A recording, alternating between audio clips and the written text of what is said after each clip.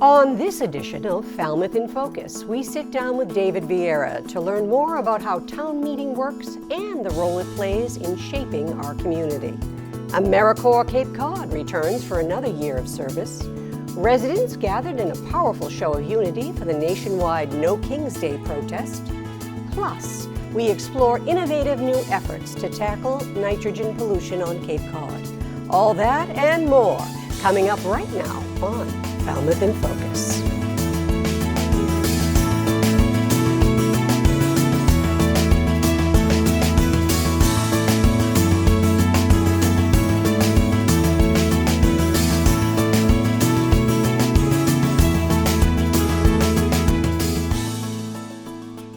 Hello and welcome to Falmouth in Focus. I'm Eileen Preston. We begin this episode with a look at one of the cornerstones of Falmouth's local democracy, town meeting. Our state representative and town moderator, David Vieira, sat down with us to explain how town meeting works, why it's so important, and how residents can make their voices heard in the process. But if you could think of the executive in your city was the mayor, right? We have a board of executives. So the select board are the mayors, right? There's 5 of them, but they're not at town hall every day. They hire the town manager to be the person that's at town hall.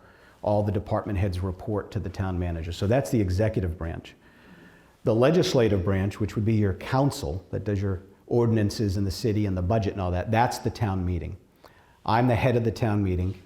They're elected from all the precincts, and then I appoint, with the town meeting's approval, I appoint the finance committee, which is 15 members that advise us, the legislature, on the budget. So when the select board approves a budget, they're asking for money to run the town government, and they send it to the finance committee. The finance committee has a bunch of meetings and interviews with department heads and reviews it. So this is the check and balance, and then they bring their recommendations to the floor of town meeting for us to vote on. Sometimes they're the same as the executives have asked for. Sometimes they're different based on their research and their the vote of the 15 members of the advisory board. So the whole town meeting votes on the budget eventually? That's correct. We have to approve all bylaws, which would be an ordinance in a city. Those are all local laws, and we have to approve the budget. Are there other committees in addition to the finance committee that do subtasks for the town meeting? So the only town meeting, the other one is the Rules and Procedures Committee, which I chair, looking at the process of town meeting. The other advisory boards that are in town, they're all under the executive branch. So like the Traffic Advisory Committee, they are under the select board. They have a liaison from the select board, and they make recommendations to bring back to the executive branch. And we have a lot. Recreation Committee, and there's like 30 some odd committees in town. Water Quality Management Committee. So they're all advisors on the executive side. On the legislative side, our main one is the Finance Committee, and then the Rules Committee that deals with the internal operations of town meeting. Thanks to Representative Vieira for breaking that down for us. A great reminder of how vital community participation is to local government. After a challenging year, a familiar and much-loved program has made its return to Cape Cod, AmeriCorps Cape Cod. Their members are once again out in the community, tackling environmental projects, assisting local nonprofits, and supporting initiatives that strengthen our region. Faced with conflict, I will seek common ground. Faced with adversity, I will persevere. Faced with adversity, I will persevere. I'm Misty Niemeyer. I'm the program manager for Barnstable County's AmeriCorps Cape Cod program, and it is a national service program that is managed by Barnstable County. So it's a county-run program, but is also a federal program. It's part of the larger national service program that brings people from across the country into communities to help them serve their community. And our program specifically focuses on protecting natural resources, disaster response, environmental education, and also community engagement. Trail maintenance, controlled burns, herring run repairs, shellfishing, marine mammal rescues, in education in the schools. If you spend any time outdoors on Cape Cod, or you live here on the Cape, or work here on the Cape, or visit the Cape, you've probably been impacted somehow by the work that our AmeriCorps members have done over the past 26 years. With the National Seashore, we will be doing some data collection, so working on a project with that, which I'm really excited about. And the Wellfleet Conservation Trust, I believe, is just working with a lot of outreach with the community, which I'm really excited about. I really wanted to get involved with the Wellfleet community when I found out I was going to be living there, so I think it'll be a great placement. I was an environmental studies major. I graduated from Vassar College in May, and I knew that I wanted to pursue environmental conservation work, especially wildlife management. And so, hoping to stay in the New England area, I was looking into natural resource job boards, and I found this program, and it was a perfect fit. I love that it's a year-long. The fact that housing is provided is a really incredible opportunity, and it's a great way to get hands-on experience in the field that I love and kind of narrow down what exactly I want to pursue and maybe even go to grad school in the future. Ladies and gentlemen, your year 27 class. It's great to see AmeriCorps members back in action and continuing their incredible work across the Cape. Their dedication and community spirit truly make a lasting difference. Let's take a quick break. When we come back, we'll join a major gathering on the Village Green. Stay with us. Hi, I'm Ginny Irving from the Falmouth Service Center. We're often asked how people can help our efforts, and there are lots of ways that you can partner with us. One is to donate food from our needed food items list that we share each month, which includes diapers and pet food. Also, you can donate clothing or small household items that are in good condition to our thrift store, Hand in Hand on Sandwich Road in East Falmouth. While you're donating at Hand in Hand, you can also shop, as the net proceeds from the store come back to the Falmouth Service Center to fund our operations. You can always make a financial donation by mail or directly on our website at falmouthservicecenter.org. And please follow us on Facebook or Instagram to stay up to date on our activities and needs that we post each month. Feel free to call our office at 508-548-2794, and we can talk about the many ways you can support us while helping others in our community. Thank you for helping our neighbors in need.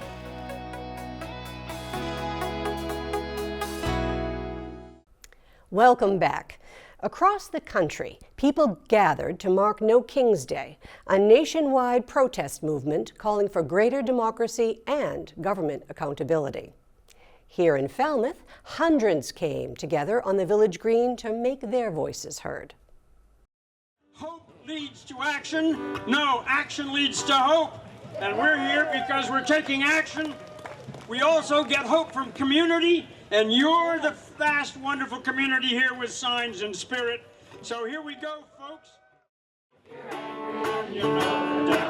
Raise your voice. If you're angry and you know, raise your voice. If you're angry and you know, raise your voice. If you're angry and you know, and you really ought to show it. If you're angry and you know, wave your sign. If you're angry and you know, wave your sign. If you're angry and you know, wave your sign. A history of people coming together to say, enough. We can do better. All children deserve the same education. All people deserve the vote. We all are entitled to life, liberty, and the pursuit of happiness.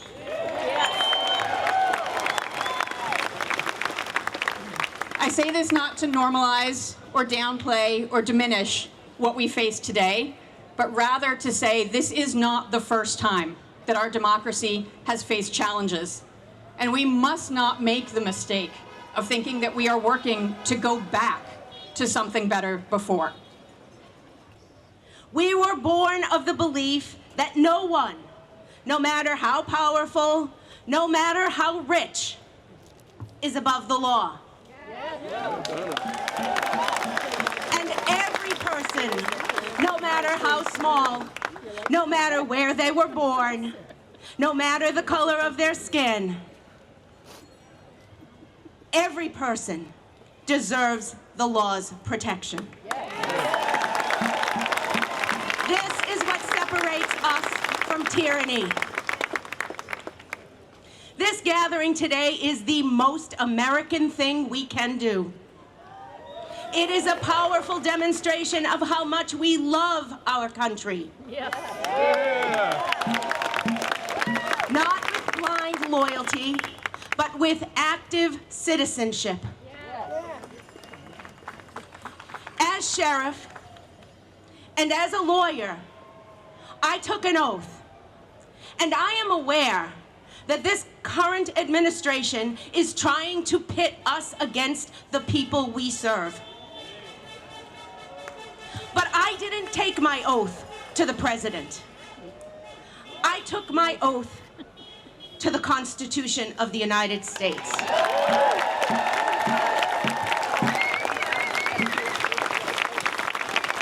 That oath means something.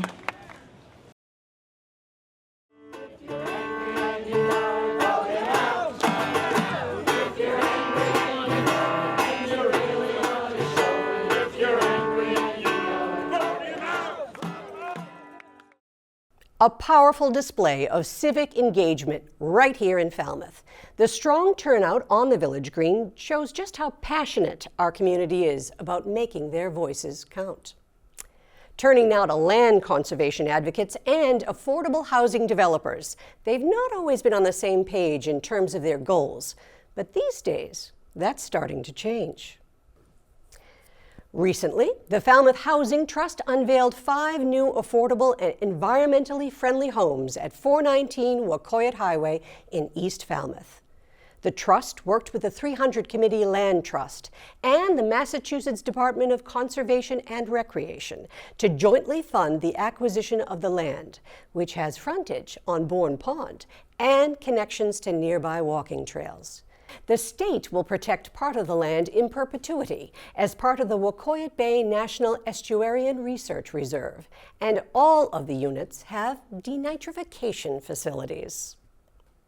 And the Bigelow Landing Road, this project is a great example of community coming together, electeds coming together, not-for-profits, very generous donors, and saying we're going to make this happen.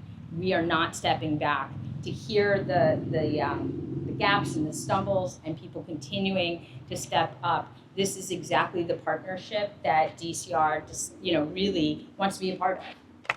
I'm truly honored to recognize Larry Marie, whose significant and transformational gift to the Housing Trust has created a legacy that has strengthened and sustained our projects for decades to come. They provided us with capital resources we needed to purchase homes and land in an unprecedented and highly competitive housing market where we had to make a quick bid, close in 30 days, we didn't have time for a mortgage, and we really didn't have the resources to do that. Their gift gave us the ability to make cash offers on existing homes with quick closing times, and it allowed us to purchase market rate homes, deed restrict them with the help of the Falmouth Affordable Housing Fund, and resell them and get families in usually less than 90 days to home ownership. So it's a fast approach, and it's existing infrastructure. The new neighborhood street is named Bigelow Lane after the major donors you just saw there. Units will be filled by a lottery that closes this month. Falmouth is helping to lead the way in developing new and innovative approaches to wastewater treatment and nitrogen reduction. Recently, the Massachusetts Alternative Septic System Test Center at Joint Base Cape Cod hosted a 2-day Urine Diversion Summit. It brought together experts from across the region to explore creative solutions to protect our environment. We bring you this report from the event to learn more about how human urine can be cost-effectively recycled into fertilizer, how new septic systems remove nitrogen, and even how composting toilets fit into the picture. You might not know this, but Falmouth is on the forefront of developing energy-efficient, cost-effective alternatives to traditional septic systems at MassTech, Massachusetts Alternative Septic System Test Center on Joint Base Cape Cod, in partnership with US EPA and Barnstable Clean Water Coalition. MassTech is tasked with creating a neighborhood-scale demonstration of innovative alternative septic systems, also known as AI systems. Falmouth in Focus reporter Erica Hahn went on a tour of the facility during a Urine Diversion Summit in October, hosted by Rich Earth Institute of Burlington, Vermont. Staff showed summit attendees experiments and working technology conducted there to eliminate the nitrogen overload problem impacting Falmouth residents today. All Cape towns are creating comprehensive water management plans relying on traditional technology that may cost upwards of tens of thousands of dollars per homeowner in the next few years. Station 1 is the Nutrient Network's compost toilet shed, where attendees could see innovative waste systems used in residential and commercial buildings, such as vacuum flush compost toilets, waterless urinals, Phoenix composting systems. Station 2 was Wasted Asterix, a private company with offices in Mashpee and Abington, where employees showcased their bagged recycled fertilizer product line made from urine. The staff assure us it isn't stinky. Also, individual toilet paper made from bamboo. The company offers potties with purpose and collect household urine for recycling. Okay, this is mostly phosphorus, so it's good for establishing root structure, it's good for nutrient uptake, and then it's great for your balloons. So any heavy feeders, flowers, that kind of stuff. And then we make another product called Golden Grow, which is nitrogen forward and it's liquid. And that we work with farm partners in Vermont to get to land application purposes. We work with hops farms, blueberry farms, hay fields, things like that. And then we'll be bringing on a third product very soon called Tinkle Tonic, and that's more balanced NPK ratio, so nitrogen and phosphorus in there. Station 3 is the Brightwater Tools Trailer, a cutting-edge urine recycling treatment and processing plant on wheels that in this scale could handle 50 homes in a neighborhood. So it's going back and forth. The process in each tank is filled with fresh urine, freeze, pull out the concentrated fertilizer, then pull out the middling stuff, send it back to the next batch, and then more than half of that liquid is water. That's the water tank. I do want to mention that a very easy permitting and regulatory pathway to do what you're talking about, 50 homes to bring them to a central location, is to take it and get your local wastewater treatment plant to house this. Station 5 is the MassTech I/A systems area where urine collected on site by urine diversion toilets are studied in septic plots in the ground. The on-site trailer nearby is their laboratory for gathering data from the various experiments at the facility. Consistently. And so that's, what I think about a lot, and what I work a lot on is working with manufacturers and technologists who are working on these technologies, making sure that they know about the market in Massachusetts and really know sort of the landscape, make sure that their systems are, being included in the solution. Station 6 is the urine fertilizing test cells. 3 cells on the left are just being irrigated with no added nutrients. So that's kind of like our control. We're seeing how much nutrient leaching we get out of the bottom of cells that are unfertilized. So, whatever nutrients are already in the loam that we added, or what's falling with the rainwater, or what's being added by the rabbit poop. I think those are probably the main sources of nutrients on those cells. Basically what we're doing is I'm carefully measuring the total load, like grams of nitrogen and phosphorus that I'm adding to these cells. Back to you in the studio. It's incredible to see this research happening right here on Cape Cod that could one day transform how communities everywhere manage wastewater. A big thanks to FCTV member Erica Hahn for that report, and to the staff at MassTech for sharing their expertise and showing us the innovative work being done to protect our ponds, waterways, and coastal ecosystems. In just a moment, we will stop by the high school for their annual career fair. Stay with us. Hello, I'm Erin Usowitz, Museum Education Assistant at the Museums on the Green and Falmouth Historical Society, here to share with you our upcoming events for the fall and winter. To start, on November 14th is our talk on the remarkable history of Penakees Island and its many roles throughout its rich history, from a natural history summer school to a leper colony to its current role as a vital refuge for endangered seabirds. We also have a program in partnership with the Falmouth Coalition for Children called Someone's in the Kitchen, which takes place on October 30th, November 6th, 13th, and 20th. This free event explores museum objects related to cooking and life in the kitchen, followed by a craft and hands-on activity to take home. Next, on December 6th, don't miss the Falmouth Garden Club's wreath sale and holiday market in our Hallett Barn and gift shop. The museum will be open for tours, as well as the gift shop for holiday shopping. We will be open to the public and offer docent-led and self-guided tours of our museum exhibits too. On December 9th is our program titled A Very Unmerry Christmas, an informal and comical journey to hear how New Englanders actually did not celebrate Christmas until the mid to late 19th century. On December 21st, the Cape Cod Music Society presents the Cape Cod String Quartet and Friends, Christmas Around the World, holiday hits from Santa's sleigh. This concert features musicians and singers performing a mix of holiday hits and classic holiday songs. The concert will also feature the dancers of Falmouth's own Turning Point Dance Studio, performing excerpts from the Sea Captain's Nutcracker, accompanied by the musicians. To add to the fun, Mrs. Claus will stop by to help narrate the journey. A special part of the concert will be a reading of hometown hero Catherine Lee Bates's whimsical 1889 poem, Goody Santa Claus, connecting the lyrics and poetry to holiday tradition. Last, we are excited to announce Between Seasons, off-season tours at the museums on the Green. Enjoy an intimate, guided exploration of the Wicks House, Conant House, and Cultural Center American Revolution exhibition in a peaceful setting, hear the stories of the families who lived there, and enjoy a more intimate look at our preserved space beyond the summer crowds. It's the perfect way to discover local history at a slower, reflective pace. Please visit our website at museumsonthegreen.org to see all of our upcoming events and to purchase tickets. Hope to see you soon.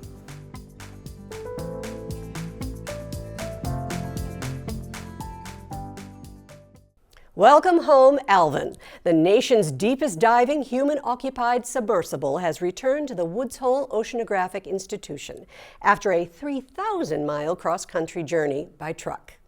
After more than 60 years of service, Alvin continues to push the limits of ocean exploration. The sub has helped expand our understanding of the deep sea, collecting samples, data, and even inspiring generations of ocean scientists. Now back in Woods Hole, Alvin is undergoing a full overhaul. That means disassembly, inspection, upgrades, and reassembly, part of a regular maintenance cycle that keeps the sub and its support ship, the research vessel Atlantis, ready for years of discovery ahead. The current maintenance will take about 6 months, bringing Alvin and the RV Atlantis back into the same 5-year service schedule. Once complete, the legendary sub will once again return to sea, continuing its mission to reveal the mysteries of the ocean's depths. Hui and other members of the science community were among the organizations at the recent annual career fair at Falmouth High School. Ryan Weber brings us this look at the job landscape of tomorrow and how our local students might fit into it. We're very excited to welcome 157 college and career representatives to Falmouth High School. We've been doing this for well over 10 years, probably 15, and every year it's more exciting. Students get engaged, they have an opportunity to meet with representatives, they have an opportunity to collect information, and then to make choices about their future. In addition to the colleges that are here today, we're also very excited to have a number of career options and military people who are here. Students have a lot to consider when they're making choices out of high school, whether they want to go to a 2-year college, tuition-free, then transfer to a 4-year college, or maybe they want to go to career opportunities right away. We have Upper Cape Tech Adult Education Program is here, and we have a number of different careers that are showing off their skills and talents and what could be for a possible future career for students. I'm looking for potentially like a tech school or something like that, but I really do want something that has an opportunity to minor in Spanish. So I've been talking to a lot of different schools. I'm also looking for potentially a smaller school. I'm really interested in pursuing a career in speech-language pathology with a minor in music. So I'm really looking at schools with a strong emphasis on interdisciplinary, just like learning in general, so I could minor and major in both of those things. That's going to wrap up our show for the moment. We leave you now with the Village of Scarecrows on Main Street. By online vote, Friends of Nobska Light took top prize for nonprofits, and Quarterdeck won in the business category. Until next time, we'll see you around town.